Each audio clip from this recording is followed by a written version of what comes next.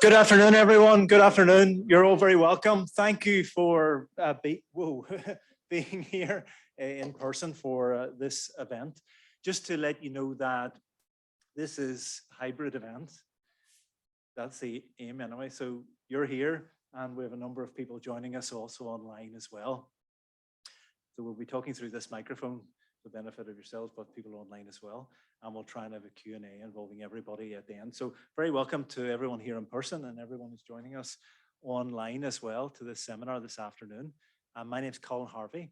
I work in the School of Law. I'm Director of the Human Rights Centre and really pleased to welcome you all here this afternoon.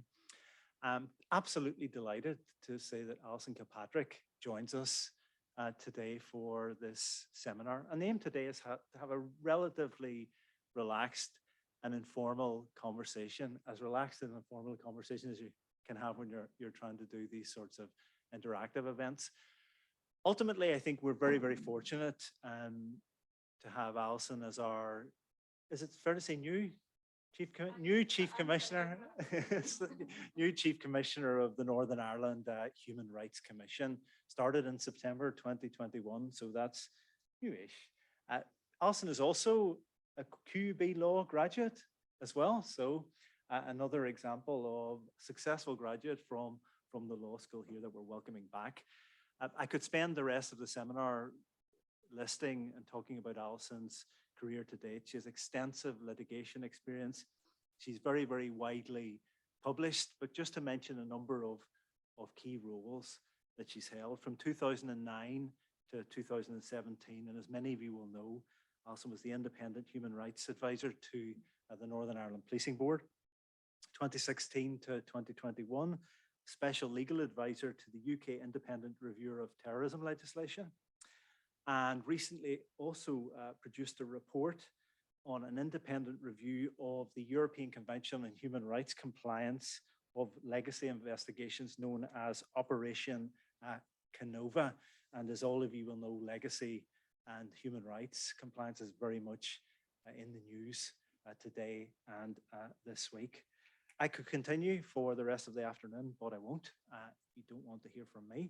And just to say that I'm delighted to welcome Alyson Kilpatrick back to the law school at Queen's as the Chief Commissioner of the Northern Ireland Human Rights Commission.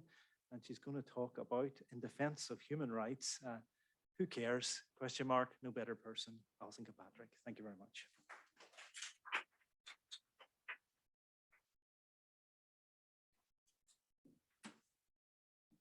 Thank you, Colin. Thanks everyone for going to the effort of coming here, and anyone who's joining online. Is that okay sound-wise?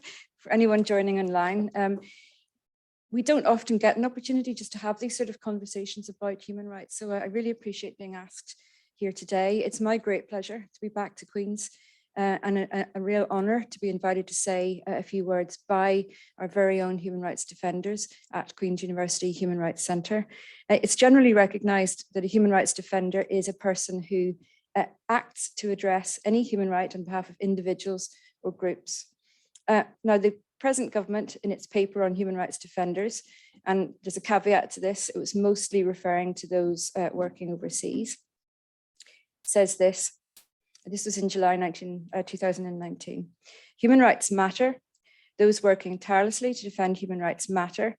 We're privileged to work with human rights defenders, and our departments benefit greatly from their dedication and insight. And I agree. I suspect everyone here agrees. Of course we do. Human rights defenders are courageous, principled people who often put others before themselves. They speak up against the state and the machinery of the state when it steps out of line. They step in when others can't. And as a nation, we champion human rights defenders across the world. But what we've stopped doing, it seems to me, is championing our human rights defenders at home, as if we don't need them anymore, as if the job is done. The job is not done, and we need to continue to champion human rights defenders here. If human rights defenders really do matter, what I would suggest back to the government is that they need something to work with. Something that has force, that can be used to shield from abuse of power. It can be used to protect those who might be unpopular with the majority and provide for those who struggle to provide for themselves. They need a body of human rights standards that can be enforced, for which government and public bodies can be held to account. you might think, if you had to think something up, a Human Rights Act might be a good start. The same government, however, that's praising human rights defenders has shown a determination previously unthinkable. And I remember having this debate, everyone saying, no, that won't happen. You're being too pessimistic. To, and I quote, reform human rights protections and even threatened to withdraw from the convention itself. Change my glasses, that's better. And in choosing the title of this seminar, I knew it sounded negative, pessimistic even, and I sort of meant it to. A colleague of mine said, can you not make it a bit more positive? And normally I try and oblige, but right now I just can't. Such is the nature and scale of the threat to human rights here at home and abroad that I think it merits a negative, pessimistic title. I'm going to try and throw in a little bit of optimism right at the end, and I'll certainly answer questions and maybe try and say something positive we can do. But I want to take this opportunity not to talk about human rights defenders, although they do defend human rights, but to actually talk about the defense of human rights themselves as a concept and body of principles. And we still have a chance just to be worthy of our early reputation here, this part of the world, in developing the international framework of rights. And we have, both Northern Ireland and across the UK, been responsible for some of the defining human rights cases. But I suspect our reputation is diminishing. And when I took over my role at the Human Rights Commission, I knew part of my job description was to be a spokesperson for the Commission and for the work of the Commission. I knew I'd have to talk about that. I wasn't quite prepared for the extent to which I would have to speak for the rightness of human rights. And it's increasing, the need to speak about the rightness of rights. And it's frustrating, I confess. And that's despite the fact that the Belfast Good Friday Agreement, signed in 1998, and just looking around, older than, well, certainly this half of the room, this agreement is older than you are. It promised complete incorporation of the convention into Northern Irish law with direct access to the local courts to enforce those rights. And I hope you'll tolerate, Colin told me not to be too stuffy today, so I hope you'll tolerate a bit of, he's heard me before, it's very dull. But what I thought I might do is, if you'll tolerate it, it's just a bit of personal reflection, just about warranted, I think, but wholly self-indulgent. Now, you're all smart, you're all human rights lawyers, I know that. You'll be grappling regularly with the nuances of, I don't know what, at the minute, margin of appreciation, maybe, proportionality, certainly, extraterritoriality you might be talking about, and more recently, the sort of mind-bending nature of the protocol, Article 2 of the protocol, and non-diminution of rights. This is going to be basic, so I apologize if it's too basic for you, but just plain simple. And what I want to do is, well, I was going to say give your brain a rest this lunchtime. I actually mean give my brain a rest. But the more important point I'm trying to make is that human rights need to be practical, tangible. You need to really get them to understand them, to be able to protect them. And I think there's been a danger over years that we've become much too theoretical. I'm not talking about academics, you have to be theoretical, but I'm talking about us practitioners, we practitioners. So my first, going back, my first encounter with human rights as a concept was as a teenager. You'll be surprised at how old I am, I'm sure. That's what you're going to tell me at the end. But as a child in primary school, the only people with any real standing in my, what was then a very tiny world, were in this order. So it was my parents, my teachers, there's Michelle, she had the good trainers and had her own pony. And when it came to the weekend, it was the people shouting at each other in the town centre. And they were shouting at and about men in uniform. It was all men then, although sometimes you couldn't see their faces properly. But there's a conflict all the time. People claim to be entitled to this right or that right, or your right's getting in the way of mine. They scared the life out of me as a child. So I tended to stay out of the city centre. And what I knew as a child was that those who mattered most to me were those who had the ability to make my life, my day, better or worse. It was as simple as that. And the idea that I might have any sort of rights at all was pretty laughable. And I wouldn't have known what to do with them. I remember my parents saying to me, and they were probably right, I wouldn't have known what to do with them. But what I knew was that it wasn't enough to say to me, it's for your own good. We have the control, we're going to decide, because it absolved me of any personal responsibility, although it made life an awful lot easier. Then suddenly expected to go to big school on the bus on my own, bigger boys and girls, frightening, waiting to, I was sure, humiliate me, bully me. But once in big school, the influences sort of changed and the order in which I looked at things changed. So what we had now in order of importance became on a daily basis, the cool boys and girls, everyone, some of you might have been them. I certainly wasn't. The cool boys and girls who seemed to run the school. In my case, there was a Latin teacher who I was beneath contempt. But then outside school gates, it was still men in uniforms. It was still people shouting at each other, talking about rights, always in a negative way. And by this stage, once I was in big school, there were lots of different uniforms, not all of them legitimate, but we were very conscious of them as young people. And they would pop up when you were least expecting it, just when you were about to have some sort of adventure or other. So again, you didn't go into the city centre. But also at this stage, we were becoming very conscious of the world around us through the national news. And that time it was mostly local news, and there was enough local news really to preoccupy broadcasters without looking any further afield. But as young people, we had American and British TV, and they were doing stuff we could never dream of doing. But we did. We absolutely yearned to be doing some of this amazing, adventurous stuff. For me, I was a massive, well, not really as much, but I was a massive fan of Arsenal Football Club, and they were doing brilliantly in the league. We were all experimenting with our hair and adapting our clothes, punk, teenage kicks. That was all going on. I was desperate to have my rebellious phase. But this was also a time of explosions, shootings, constant talk of death.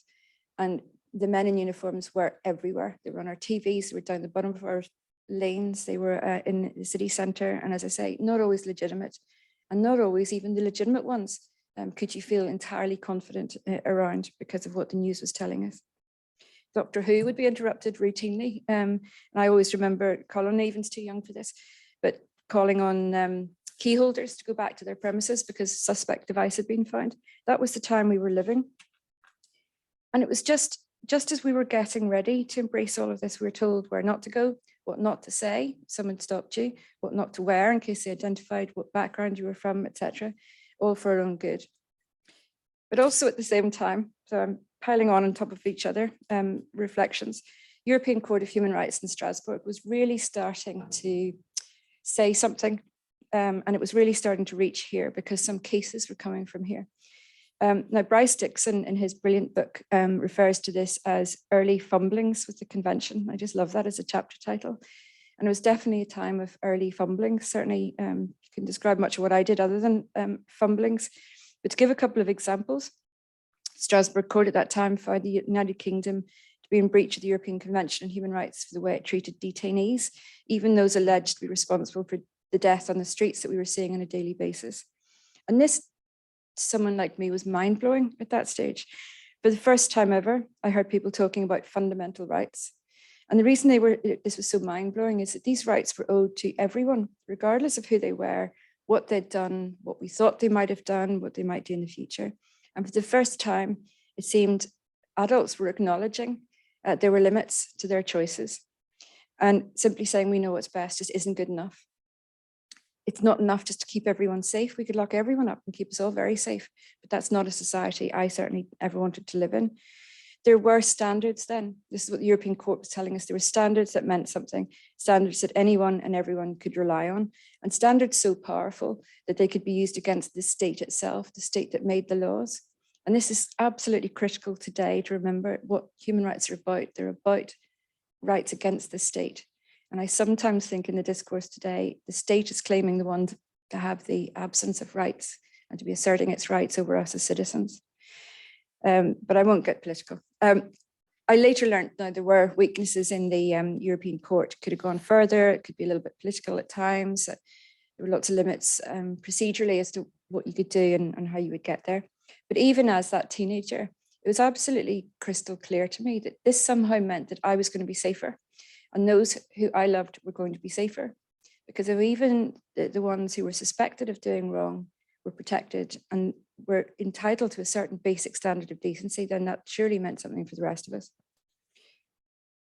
We started appearing in Northern Ireland in the news for positive, progressive reasons. We're almost cool because we were taking these cases. There were human rights lawyers People like Stephen Livingston, who was a young lecturer in my time at Queen's, they were championing human rights and they were making us look like we really cared. Signal cases on criminal justice were on internment, conditions in detention, fair trials, investigatory standards, etc. All really important, and cases which are still referred to across the world all came from here. Best known, I think, Northern Ireland still for its criminal justice and conflict-related cases, and it deserves respect for that. But it needs to go further than that. Human rights is about so much more than that. Human rights really is about individual human decency in all walks, in everything that people do. And the focus may be on criminal justice in the past, and I understand it, may mean that it has become a divisive issue, and it shouldn't be. We need to resist that. We need to explain why it's not. Another example from the Strasbourg court was in 1981. It's declared that the criminalization of homosexual conduct was incompatible with Article 8 of the European Convention. Northern Ireland government had refused to decriminalise back in 1967, setting itself apart from England and Wales. And it was into the 80s when we had all sorts of excitement on the TV, like Boy George and various other people. We'd been through punk, and they were refusing to decriminalise homosexuality, or homosexual conduct, should be clear. As a result of the European Court of Human Rights, however, in a case called Dudgeon, which came from here, they had to reconsider, and by 1982, it was no longer decriminalised. That's despite the fact that the European Court isn't a court of appeal, so it wasn't overruling anything here, but it mattered then. Judgments of the European Court mattered. Governments cared about being on the wrong side of things. They wanted to be at the forefront, to be more sophisticated, more progressive than their neighbours. It was important to them. And UK, after all, was fond of reminding the rest of the world, and still is, about its rights, credentials, and its central role in framing international standards. So jumping forward, I moved to London pretty quickly after Queen's, qualified as a lawyer.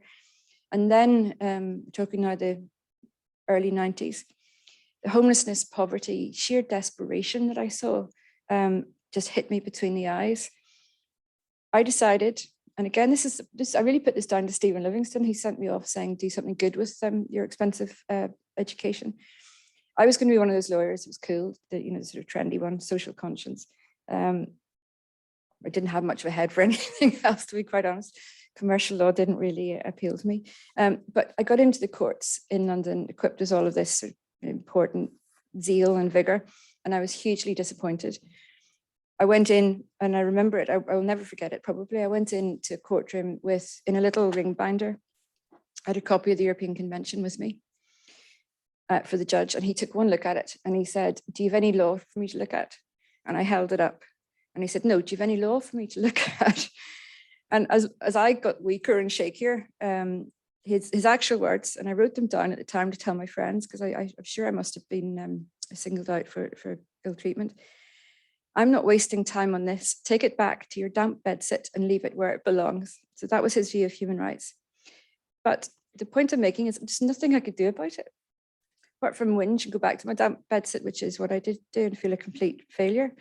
Now, life is not like I didn't stand up to him. I didn't convince him. Life just, as I say, just isn't like that. But I eventually got back in front of the same judge after the Human Rights Act. And this was a whole different experience. He didn't remember me, but of course I remembered him. I had a copy of the Human Rights Act this time, photocopied, and I handed that up.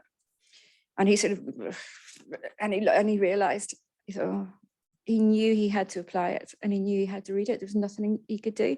And to be fair to him, he got quite interested and quite enjoyed the role he had to play. And this was a small case, no grand importance, except to that client, and to her it was everything.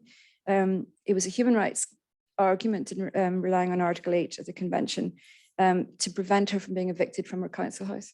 She was a woman with mental ill health. She hadn't paid her rent for various reasons. She was creating a bit of a nuisance for herself, but it wasn't proportionate. Even though the council had grounds to evict her, it wouldn't be proportionate under the Human Rights Act. And this changed everything. That judge, who really didn't like the notion of human rights, had to think about it.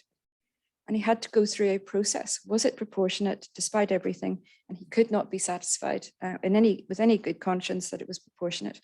And from then on, I think most lawyers started to believe that the actual law, so what we could actually hand up to judges reflected modern civilized ideals, was decent, what we were doing actually mattered, and we were protecting everyone. And the rule of law that had been enshrined for centuries now actually did include human rights, which we always felt it should, but nobody had expressly said so. It felt to me like the rule of law had developed a social conscience, like the rest of us. And we were really proud to be human rights lawyers. And the state, it seemed at that time, was proud to be held to account according to these human rights standards. Respected human rights lawyers, welcomed them, even including in its own backyard. We're no longer defending the notion of human rights, but we were actually using tools readily at our disposal to argue cases for real clients to change their daily lives.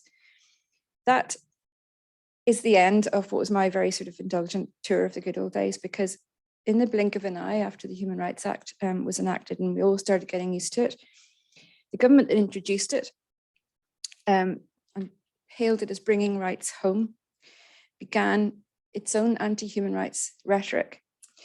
And just as, or maybe because, more effective use was being made of the Human Rights Act against government measures that violated convention rights. Then it was the then new Labour government started to suffer from what we talked about at the time as buyer's remorse. It realized that actually what it had created and enacted really did work. It really did change things. And it wasn't so sure about that because it was being used against it. We heard people talk about how society, as in you, me, and everybody else, had forgotten their responsibilities, were only interested in rights. They'd gone too far, they were undemocratic, they made us all unsafe. And this has carried on with greater and greater fervor, I think, over the years, until the very notion of human rights is threatened. As Colin said, I spent some time as human rights advisor to the Northern Ireland Policing Board, and I'm sure I don't need to tell you that was an interesting time. I was there for a number of years. And there I could see how human rights could divide people. Not human rights properly understood, but the topic human rights. And it wasn't, I discovered, because they disagreed with the rights themselves. It was pretty clear that they were quite happy with the rights so long as they applied to the right people. So long as they protected their rights, everyone was comfortable. But they did sometimes disagree with the beneficiaries of the rights. And those disagreements often broke down into a competition about who had lost their rights or who deserved rights for some particular reason or other. And it became ideological. Human rights was ideological. It became law. It was terrific. We changed things. It was drifting back. It was becoming ideological again. But what I could do at the policing board was keep turning back to the Human Rights Act. The board was a statutory body. The Human Rights Act was a statutory tool that could be used, and it had objective standards by the state. I could not have done my job without the Human Rights Act, because it would have ended up being an almighty mess, just opinion upon opinion, and everyone disagreeing. It was no rudimentary basic rights to fall back on. And what I also learned, and what I'm sure members of the policing board at the time learned, was that even if you think you know who deserves rights, and you do believe that democracy is actually about the majority, etc., you never know when and whether you're going to be in the majority group. All of a sudden, you can be in the minority, and you can be on the wrong side of an issue, or wrong side of an argument, or wrong side of the law. Only legislation that objectively protects everyone will protect you. Another thing I took away from the policing board was that every time someone suggested, and they did, because everyone felt this sort of, and I hate this word toxicity, but everyone uses it and you'd be familiar with it. Everyone talked about the toxicity of human rights, and it would drive me nuts. Human rights are not toxic. They never have been, but the language of human rights could sometimes be toxic. And the solution for this, I was told, was to stop talking about human rights, stop using those words, find euphemism. And even at the policing board, in fact, they changed the Human Rights Committee into the Performance Committee, because it's a bit unseemly. We all understand what you're talking about, but really, Alyson, you don't have to bang on about human rights. Can we not just use a different phrase? And one of the things I'm most sure about in my career as it's not a particularly distinguished one, but it's a long one, is that the one thing we must do is continue to guard the language of rights, actually call them rights. And as superficially attractive as it is to beat around the bush and try and incorporate them and mainstream them, we must continue to talk about them as rights. They're not unseemly and they shouldn't ever trigger an adverse response. And it's nothing less than a rule of law issue. Rule of law is old fashioned, it's well respected. It's well respected by everyone. Everyone claims to be a fan of the rule of law, and people talk about law and order, we're the party of law and order, etc. But it's often misunderstood or at least misused. If we're to continue to respect the rule of law, we must recognize that it's not the existence of detailed laws, duly enacted, scrupulously observed. That's not the rule of law, that's laws. A government with enough power can legislate for almost anything. I will avoid the side remark. It might be lawful, but is it in accordance with the rule of law? That's what we need to keep reminding ourselves as human rights lawyers. And certainly not if you believe the law should afford adequate protection to fundamental human rights. So if the letter of the law does not protect human rights, the rule of law is stripped of its very principle and it's not worth anything. And that was how Lord Bingham, Tom Bingham, he was a great hero of many of us, approached in his brilliant book on the rule of law, and I'd encourage anyone who hasn't read it to get it and read it. He said this: law cannot be simply what is dictated by political authority or issued by the state. He went on, it must be accepted that the outer edges of some fundamental human rights are not clear cut, but there is ordinarily a large measure of agreement on where the lines are to be drawn at any particular time, and ultimately the courts are there to draw the lines. In Northern Ireland, that's not the Commission calling me back, they're watching online. No, you've said enough is what they're saying in the office. Ultimately, the courts are there to draw the lines. And in Northern Ireland, for example, just drawing on my personal experience, sphere of policing and criminal justice. And we learned that a failure to comply with human rights by security services and the police only resulted in a diminution in respect for the rule of law, which in turn then resulted in a diminution in respect for the police and the security services. They never protect people from harm. It never worked. The police will tell you that, or at least they did until 2017, which is the last time I shared a stage with a chief constable who talked about that being their great success story was human rights within policing. In Northern Ireland, security services lost support, and their greatest weapon against terrorism and crime, that was access to the critical intelligence of threats and evidence to be able to bring cases to courts. Now, all I would say is, and I could be here all day talking about the legacy bill, the so-called Troubles Legacy or Reconciliation Bill, whatever you want to call it. But in all the debates about the legacy bill, let's not forget where we are now and how we got here and what has proved to work and not work. Going back to Lord Bingham, when referring to the rights protected by the Human Rights Act, an Act of Parliament, in case anyone is in any doubt, he described those as truly fundamental, in the sense they're guarantees which no one living in a free democratic society such as the UK or Ireland should be required to forego. And that's also a very basic, non-academic, non-technical point that I think needs to be restated time and time again, because it's what we sometimes lose. Human rights within the law means that every human being is born with and can claim real practical protection of their fundamental rights. It's simply that practical protection is simply a reflection of the importance of the dignity of human life itself.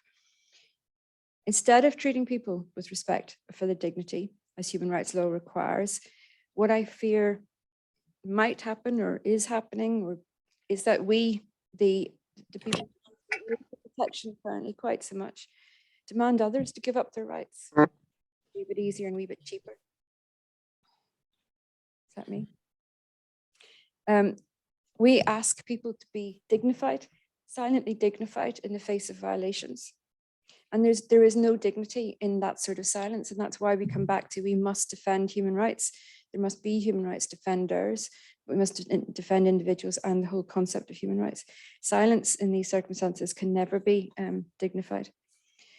Now, I'll be done in 3-4 minutes. I'm going to get really brave now and refer back to our Secretary of State, Then Justice Lord Chancellor, when first in the job not very long ago, now in the job of Secretary of State for Justice. What do I need to get done? Redraft I-129. Check with Emma and put it into no I-140. Pending I-140. Okay, so let's go back onto that again. And let's go to there. This one, and I need to go back to.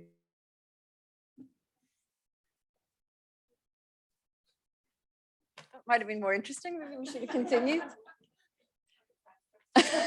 Oh, you know who it is. Yeah. So that was at a telling time. Actually, I was just about to quote Dominic Raab, our new Secretary of State for Justice, when he was previously Secretary of State for Justice.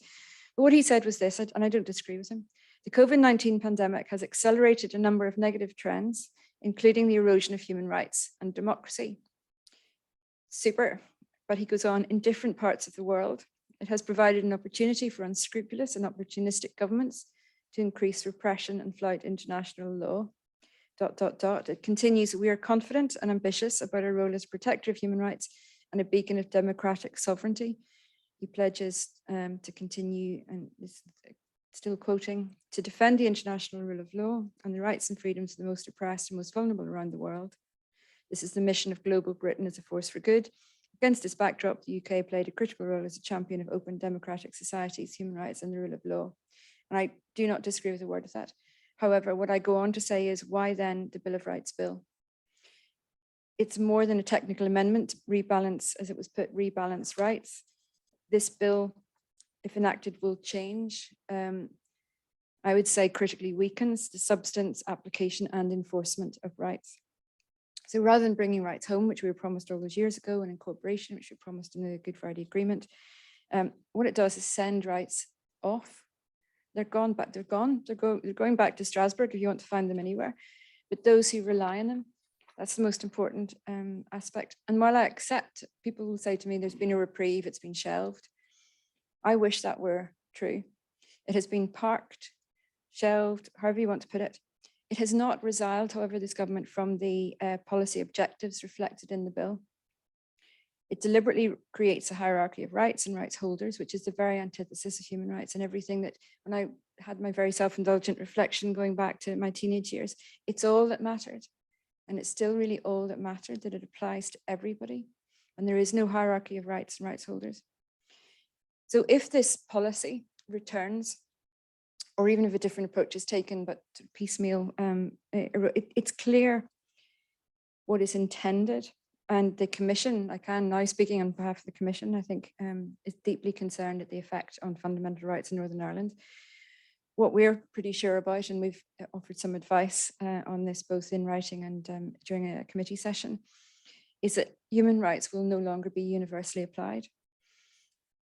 And you only have to remember the creation of a system in which rights are universally enjoyed.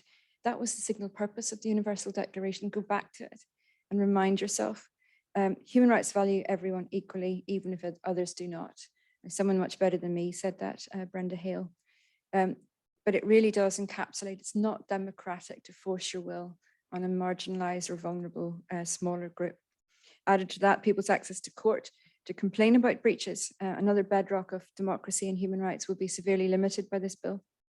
And that's got to be seen in the general context and mood and direction of travel. So if a victim actually makes it to a court with a complaint of breach, that court will no longer have to follow ECHR Strasbourg case law.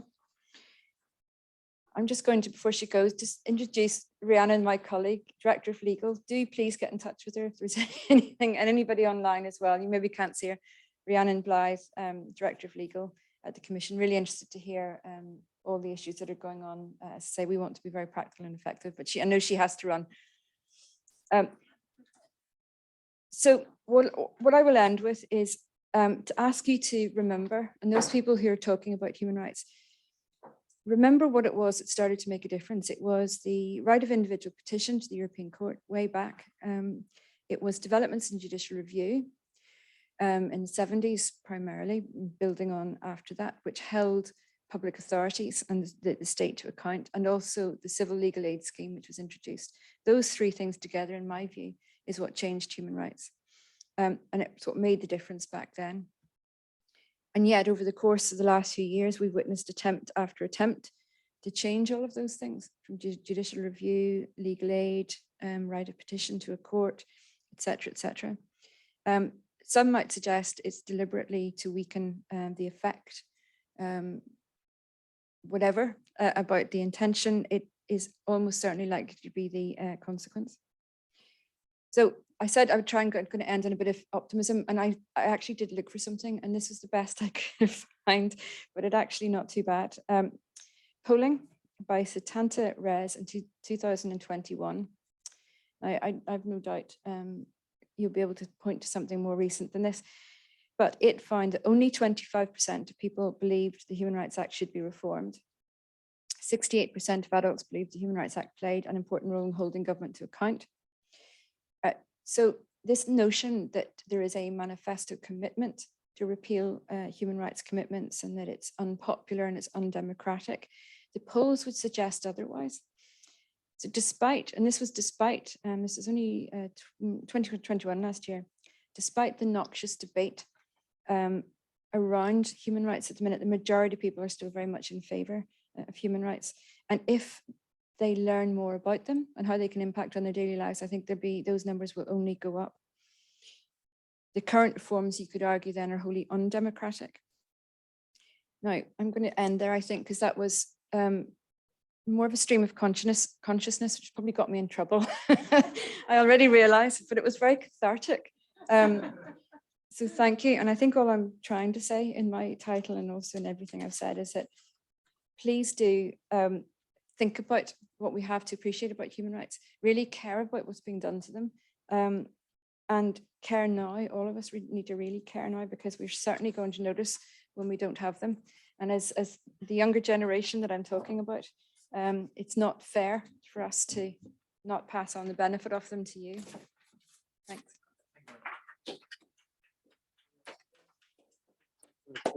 So thank you very much, Alyson. Fantastic, reflective, thoughtful, covering a lot of ground in terms of the rule of law and human rights, and ending on a note of optimism as well.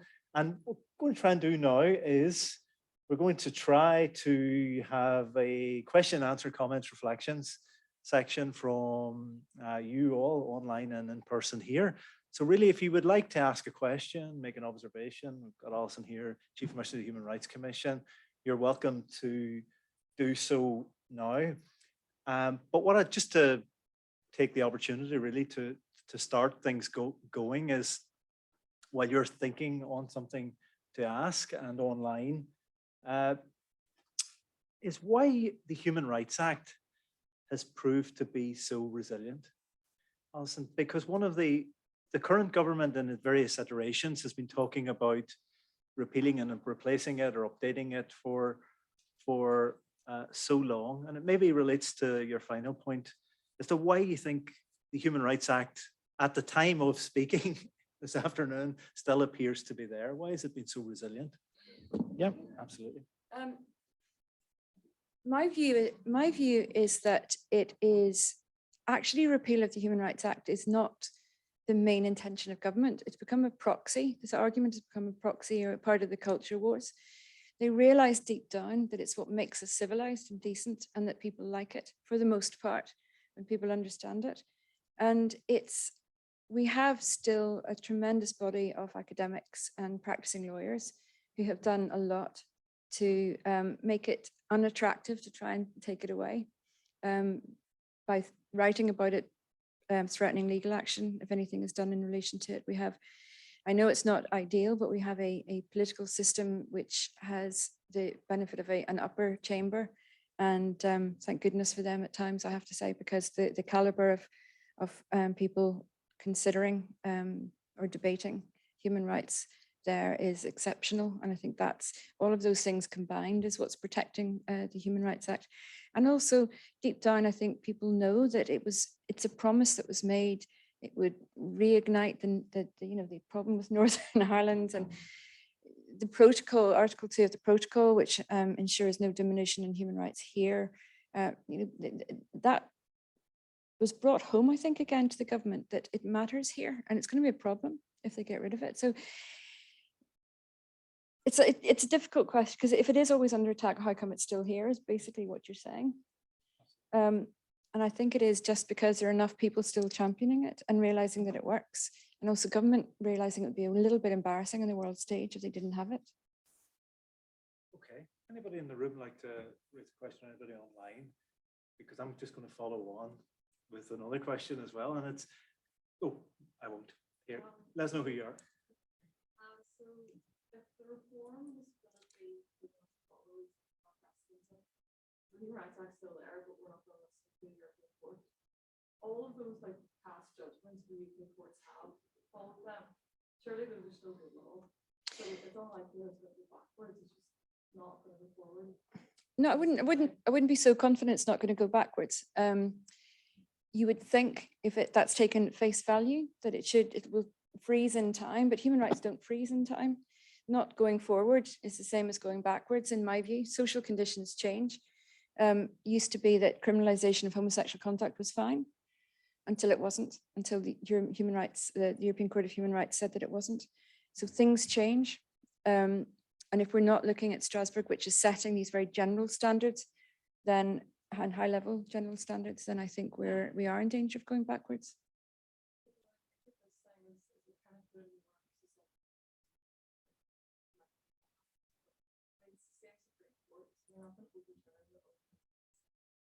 No, but the courts have managed. The courts don't have to follow European decisions anyway. They never have, and they won't have to now. They don't have to disregard them either. They can take account of them if they want to. Courts, local courts here are quite capable of running their own business. They've been doing it for centuries. They know what precedent means and what it doesn't, and it doesn't mean what is often said to be. So we don't have to follow anybody in Europe. We have to have regard to it. All that's going to happen is that standards, in my view, all that's going to happen is standards will splinter across Europe, and the standards are going to be different wherever you go. And I think we will fall behind.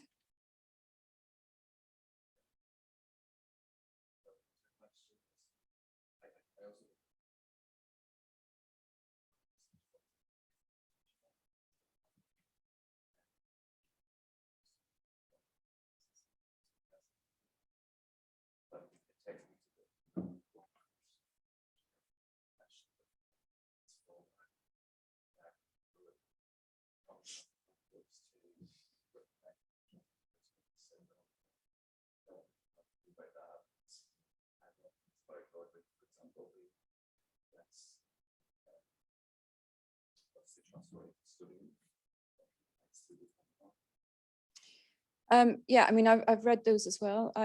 That's not my view. Goodness knows I wouldn't, deprecate to Lord Reid. Lots of people believe that could be an answer, but I like to keep it simpler than that. Why? We have the Human Rights Act. It's working. We have built in jurisprudence. It's now part of our common law anyway. We only need to really consider that if we're going to get rid of the Human Rights Act, and why should we? It works really well. It's required, as if we're a signatory to the convention anyway. We have to have something that's incorporated. So I don't like even tolerating that question, not from you, because I think we don't need to have it. It's sort of starting from a position that I'm not prepared to say is a good position. That's just me. I'm in the fortunate position I can say that. The Commission may not agree with you, but that's my view. We don't even need to go there, and it wouldn't. I don't think it would be effective. Thank you. I think we have a question online. Sharon, did I see? Yes. Hello. Can you hear me? Hey. Just about. Hi. I'm sorry, I hope the sound quality is good enough for you. Thank you so much. I just wanted to ask, on a practical level, what can we do to support the Human Rights Act, given that there is a move towards its replacement? I know that the current government has made moves toward that. Is there anything you can think of that we can practically do to support it, or? I think you can continue to speak up in favor of it, write about it, write letters, contact your local representatives, write into the commission telling us what a great job we're doing with the Human Rights Act and how we wouldn't be able to do so well without it. I think just continuing to show very obvious support for it and debunking myths if you come across them. Do you want to? Yeah, in terms of just, I have a question really, and it relates to I suppose, the Human Rights Commission. One of the challenges of recent years has been sort of tackle on standards in relation to human rights, so talking about the Human Rights Act. But one of the other important parts of the human rights world are the institutions, right? So, as you know, globally and locally, I suppose one of the concerns has been really that the government has been essentially trying to undermine the Human Rights Commission kind of over a number of years. And just, you know, in terms of sharing your reflections on the challenges for human rights institutions, because they're in a difficult space, and how that space can be navigated. Well, that's a very real challenge for us at the minute, because the Commission's budget has been cut, either cut or not increased over 10 years. And we have faced increasing cuts over the last 12 months to 18 months. We're facing the position now where we are not doing things that we would otherwise do, including things that really would be part of our statutory responsibility. Now, I don't think we've been in breach of our statutory responsibility yet, but that's because we're relying on the goodwill of staff, and everyone's really, you know, trying their very best to still comply with our duties. But we're getting close, so we don't have much money left for next year and the year after. And why that's so, more than just, you know, some people will say, well, we don't need the human rights. Why do we need a Human Rights Commission anyway? You've got the Human Rights Act and you can go to court and enforce your rights. What do you do? And I'm sure there's an argument to say why, you know, there's things we should do differently and do better. But what I would say is you have to have an independent overseer of human rights to hold government to account. And you have to be able to do that without being frightened of losing your funding, or with just being stripped of funding altogether, so you don't have the money to even bring a case or an investigation. And that's where, that's the dangerous position we're in at the minute. The UN has deferred our accreditation at the UN as an A status human rights institution. They've given us another 6 months to sort out our funding position. And what they've said is that in terms of the quality of the work and almost all of our other functions, we're doing very well, but they are not satisfied that we are sufficiently financially stable. And the point about that is not, everyone knows times are hard and we have to, you know, try and save money, but we have been saving money as a commission for 10 years. And you can't just top slice everybody, because the impact is not the same. And the impact at the minute is that we will be unable to challenge, for example, the Human Rights Bill or the Legacy Bill through a court. We might end up with a situation where I have to go to government and say, will you please fund a case? Will you give me additional money to bring a case to bring you to court, please, over the Legacy Bill? And that's untenable. I'm sure they'll be delighted. That's precisely what we were set up not to do, not to be. So you know, please do tell us when we're not doing enough, we're not doing what you think we should be doing, but also if you think the commission is worth funding,